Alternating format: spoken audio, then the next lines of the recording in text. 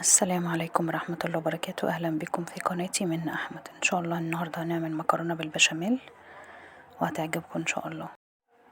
دي مكونات البشاميل: كوباية سمنة بما يعادل 250 جرام ل 300 جرام عشان الدقيق كده يكون بيتقلب في السمنة ويتحمر كويس ويطلع الرطوبة. دي كوباية دقيق بما يعادل 250 جرام، وده لتر ونص يعني كيلو ونص لبن.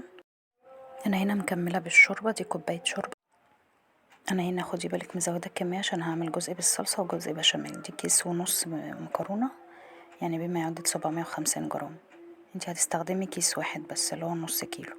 دي بصلتين كبار مفرومين، ودي نص كيلو لحمه مفرومه، ودي طماطميه مبشوره.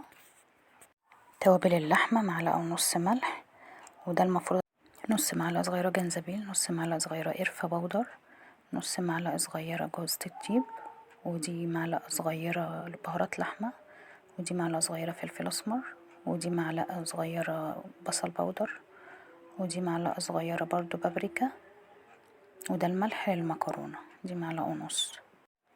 هعصج اللحمة، واحنا بنعصج اللحمة هنسلق المكرونة. هنا انا شغلت النار على اللحمة وعلى المفروض المكرونة. رفعت حلة وحطيت فيها مية وملح هتغلي، وبعد كده هنزل فيها المكرونة. وهنا انا حطيت معلقتين سمنة كبار. اول ما هتسيح هنزل فيها اللحمة، هتغير بس اللون، وبعد كده هنزل عليها البصل المفروم.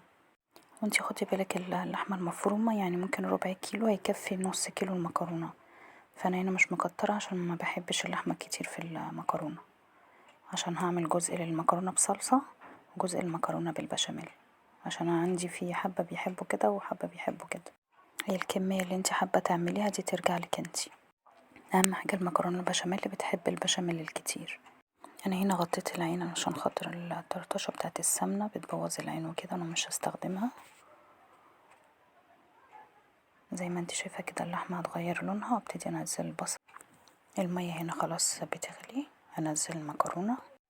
اهم حاجة بس لما تنزلي المكرونة ايدك ما تتشلش منها، تقلبيها كده كل دقيقتين عشان خاطر ما تلزقش في بعضها.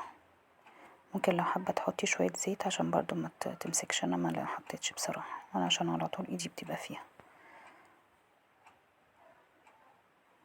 انا ضفت البصل وقلبته تقلبتين، بعد كده حطيت الطماطم المبشورة، هقلب كويس وهسيبها بقى تتعصب.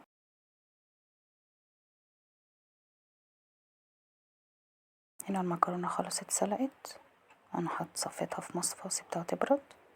والتوابل هنا نزلتها بعد ما اللحمة خلاص دخلت على سوا، هسيبها 5 دقايق كده تشرب من التوابل، بعد كده هطفي عليها. كده خلاص انا خلصتها. ودي السمنة هنزلها عشان خاطر اعمل البشاميل، هتسيح وبعد كده هننزل الدقيق. الدقيق برضو ما بتشيليش ايدك منه، على طول بتقلبيه عشان خاطر ما يتحرقش. انا مش عايزاه ياخد لون، يعني يدوبك بس الرطوبة بتاعته تخرج منه والريحة بتاعته تبتدي تظهر، ريحة الدقيق في السمنة تبقى حلوة كده وتبتدي تظهر. بعد كده هننزل باللبن. اهم حاجة بس لما تقربي تنزلي باللبن توطي العين خالص عشان ما يكلكعش معاكي، هتنزلي حبة حبة كده زي ما انتي شايفة. خدي بالك بس اللبن او الشوربة بيكونوا ساقعين ما بيكونوا سخنين، عشان الدنيا ما تبصش معاكي والدقيق يكلكع. بعد ما خلاص فكيتي الدقيق من بعضه زي كده، هتنزلي بقى كل كمية اللبن والشوربة لو انتي هتضيفي. انا هنا ضفت اللبن والشوربة، هقلبهم كويس.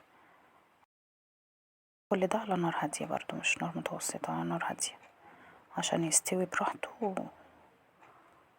وما يكلكعش معايا. هنا انا كنت بدوق البشاميل، هتظبطي بقى الملح بتاعك. انا لقيته كان محتاج شوية ملح حطيتهم.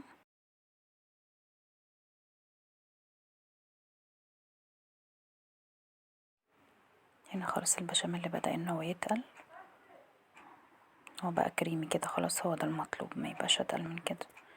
هنبتدي ان احنا نقسم المكرونة. انا خدت نصها اهو، حطيت عليها كبشة ونص بشاميل عشان تاخد كده من طعم البشاميل.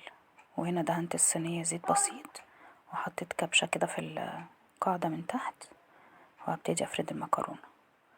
هحط برضو عليها كبشة تاني عشان تبقى كده ايه متغلغلة كده في المكرونة البشاميل ويبقى ليها طعم حلو. هنزل بعد كده باللحمة المفرومة. انا نزلت هنا بنص الكمية زي ما قلتلك عشان هعمل الجزء التاني عليه صلصة، مكرونة بالصلصة زي كده الطاجن. بس انا طبعا معرفتش اجيب لكم عشان الفيديو ما يبقاش طويل. هاخد النص التاني بتاع المكرونة، هضيف برضو عليه كبشة ونص بشاميل واقلبه كويس.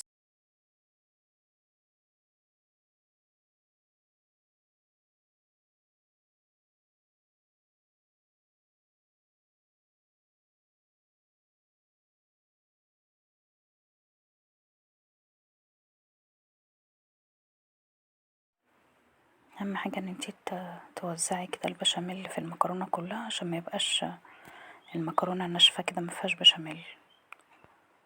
انا كنت بوسع بالمعلقة طبعا في الجناب عشان خاطر البشاميل توصل للجناب برضو. خلاص انا كده سويتها، هدخلها في فرن ساخن طبعا على 180 درجة. الجناب هتبتدي ان هي تصفر وبعد كده اشغل الشواية تاخد لون. خلاص كده اخدت لون وسبتها طبعا لما بردت شوية ابتدي ان انا اقطعها وهطلع لكم منها واوريكم. طبعا ما شاء الله هما اللي في البيت قاموا بالواجب. انا طلعت لكم قطعة كده عشان ندوقها مع بعض، طعمها والله تحفة. جربيها وان شاء الله تعجبك. هي طبعا طالع منها البخار هنا، بس هي مش سخنة طبعا جدا لان مش هقدر اكلها لو هي كده. لو عجبتك وعملتيها ما تنسينيش في تفعيل الجرس. السلام عليكم ورحمة الله وبركاته.